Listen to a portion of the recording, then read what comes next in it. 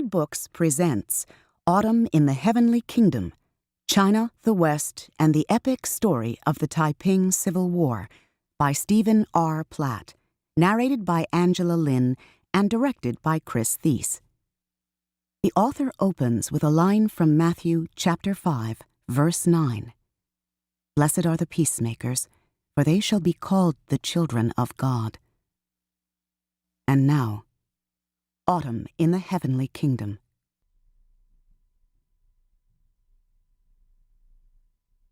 Prologue.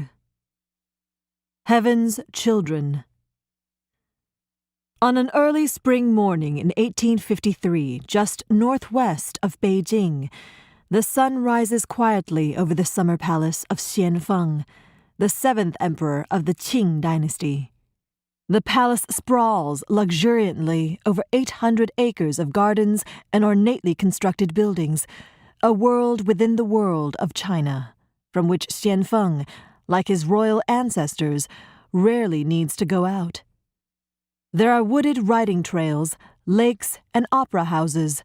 The grandest landscapes of the empire have been lovingly recreated within the palace compound, in miniature, for the emperor's pleasure.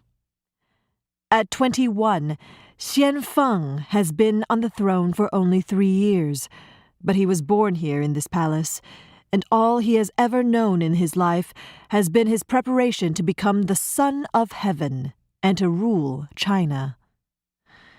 Xianfeng is a Manchu, not Chinese, descended from nomadic outdoorsmen and hunters originally from north of the Great Wall, which the earlier dynasties built to keep out his kind.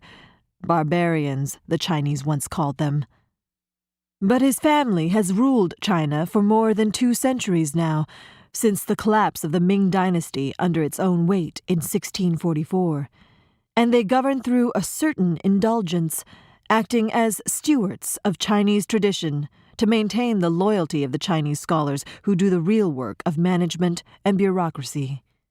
As did the dynasties before them, they hold Confucian examinations to choose officials, recruiting loyal Chinese to administer the empire in their stead. And by now, after so many generations, few question that the Manchus rule by heaven's mandate, and that the Manchu emperor is indeed the divinely chosen ruler of the Chinese. Xianfeng's life is a singularity.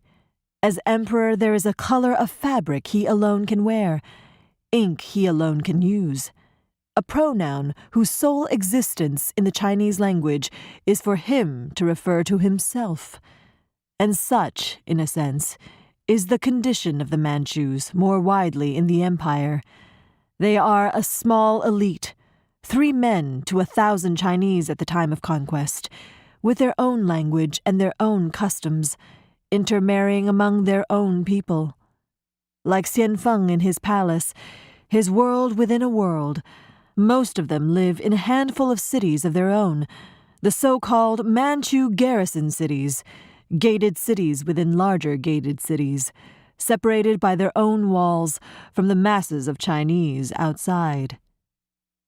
There was a time when these Manchus were fierce, and the men would return to their northern homeland in the summer to practice the muscular arts of horsemanship and archery that made them proudly superior to the sedentary Chinese.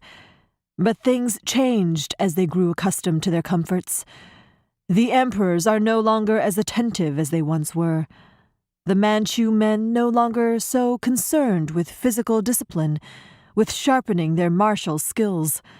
And so on this spring morning in 1853, in the walled city of Nanjing, a little over 700 miles to the south of Xianfeng's palace, as the rebels, chosen by a different heaven, smash through the outer walls of the city and shout to the civilians to show them the way to the devils, as they push through the inner Manchu city, climbing over one another to scale the wall that encircles the isolated population within.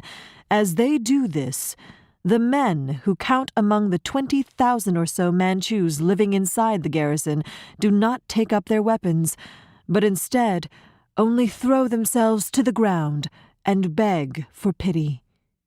The rebels slaughter them like animals, and then their wives, and all of their daughters and sons.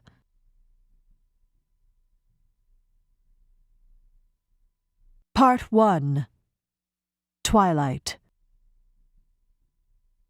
Chapter 1. To keep listening to this audiobook, I've left you a link in the description so you can do it, at no cost thanks to Audible's 30-day free trial.